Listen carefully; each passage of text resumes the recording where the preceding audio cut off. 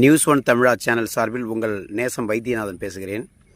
தமிழக பத்திரப்பதிவு துறையில் மிகப்பெரிய மோசடி ஆங்காங்கே நடந்து வருகிறது. அதை நாம் நாளேடுகளிலும் செய்தியிலும் காணொலியாக நாம் பார்க்கிறோம்.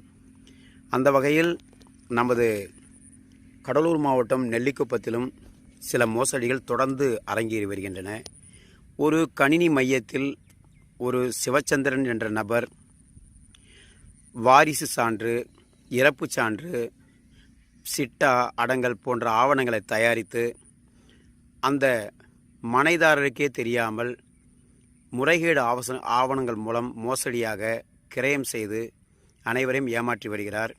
அரசு ஊழியர்களான சிலர் அவர்களுடைய அதிகாரத்தை பயன்படுத்தி கொண்டு இந்த குற்றத்துக்கு துணை போகின்றனர்.